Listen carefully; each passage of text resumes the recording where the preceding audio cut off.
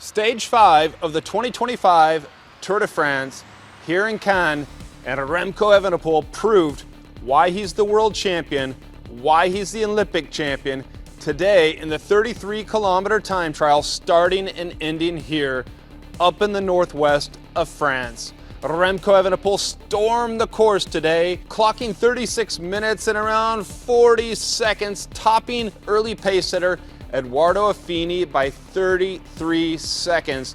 That time would prove at the end of the day enough to win the stage, mirroring what he did last year in the 2024 Tour de France, his debut and his first stage win in the Tour de France. Now, take note of the early pace setters. As we mentioned, Edoardo Affini, he set the best pace early on. It was Luke Plapp through those first time checks that held a good time. But as Affini in that third time check and at the finish, that was the early pace setter in the mark to beat from Team Visma Lease a Bike. They were letting three of their guys go full pace today, also including Matteo Jorgensen and, of course, two-time Tour de France winner Jonas Vingegaard, who I must say had a shocking result, and we're going to get to that here in a minute. I want to take note of Primoz Roglic, Giro d'Italia, Vuelta a España winner, all-around champion, who had a decent ride, not the best, a former Olympic champion time trialist, clocking around 1 minute and 19 seconds back of the eventual time of Remco Evenepoel on the day. But the time we want to look at and focus on is Jonas Vingegaard, because we could see from the early markers, time check 1, time check 2, midway point, and then time check 3, it was not going to be a good day. And especially when you're stacking up not only against Remco Evenepoel, but Tadej Pogacar, three-time Tour de France winner, and today taking the yellow jersey off the shoulders of Mathieu van der Poel, who himself did a pretty decent ride right there in that group of Roglic, of Jorgensen, and eventually of Jonas Vingegaard, who clocked around 1 minute and 20 seconds. Not a great time at all for the Danish champion. Today would have been a day for him to lay down the law as he did the day before, marking Tadej Pogacar in that uphill kicker to the finish line. But today he was unable to do what he did in the Dauphiné, riding a better TT, the same with Jorgensen. I would say Jorgensen and Vingegaard had a disappointing ride today. Vingegaard, we heard from him in the mix zone afterwards. He said the legs just were not there. And you could see the disappointment. You could hear the disappointment in his voice as he explained it. Asked if it was too much now to consider the Tour de France out of reach. Well, he said the Tour de France in recent years has been won by more time than 1 minute. So let's see. That's what we want to hear. Great fighting spirit, because we still have so many stages and we haven't even yet hit the high mountains. And this Jonas Vingegaard, I can tell you by watching the first 4 stages, he has a kick that he hasn't had before, and especially when you're matching him up against Tadej Pogacar. And Tadej Pogacar out there on the polka dot jersey today.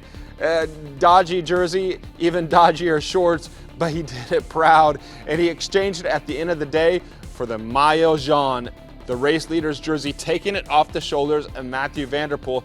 Now the race favorite is in the race lead. Tadej Pogacar just finishing around 16 seconds back of our Olympic and world champion Remco Evenepoel, stage winner on the day, whose gold helmet and gold bits and bobs on a specialized bike were shining in this late afternoon sun after so many days of rain. Finally, we're greeted with warm weather out there on the day. And at one point, Tadej Pogacar looked to be threatening Remco Evenepoel's time. We didn't quite know if Remco would win the stage until Tadej flew across the finish line, setting that time that he set. And he's going to be super happy with the time today, putting around 1 minute and 12, 1 minute and 10 seconds in on his number 1 rival, Jonas Vingegaard. 2022-2023 Tour de France champion is going to have to go back to the drawing board and recalculate some things, speak with the head DS tonight, Grisha Nierman, and figure out what's going on and recalibrate, because we have some more classic type crosswind stages as we head towards stage 10, Mont d'Or, rest day in the Massif Central, transferring down to the Pyrenees when we get those first high mountains, and another TT as well, a mountain TT. And then of course we're over to the Alps, and then finally the wrap up in Paris. But clearly at the end of the day, well, what we got was Remco Evenepoel putting himself back in the GC fight. Primož Roglic showing that he doesn't quite have it to win the Tour de France in his career, but we're going to have to see, because you never know with Roglic, and if he gets to stage 10 without a crash, well, he's set for something special. And we got the showing from Remco Evenepoel that he's just not here to pick up TTs. He's got the watts and the legs to potentially challenge Tadej Pogacar for the 2025 overall victory. And so the GC, as it stands, after 17 hours and 22 minutes of racing, Tadej leads by 42 seconds over Remco Evenepoel. Kevin Vauquelin, who's really lighting up the roads out here, home roads today in Normandy, and the fans were going nuts for him out there. 59 seconds back, giving the French fans something to cheer for. And Jonas Vingegaard dropping back to 4th overall at 1:13, right behind his teammate Matteo Jorgensen. Then Mathieu van der Poel sliding from 1st to 6th overall. Further down, Primož Roglic 8th at 2:30, but his own teammate knocking on the door and showing he could be leader numero uno in these next stages. Florian Leipowitz at 2:31 and Matthias Gilmoes back at 2:32 in 10th place. We still have a lot to fight for in this race, but closing the day, it's Remco Evenepoel on top, time trial champion, winning the stage 5, and Tadej Pogacar in yellow on top of the 2025 Tour de France.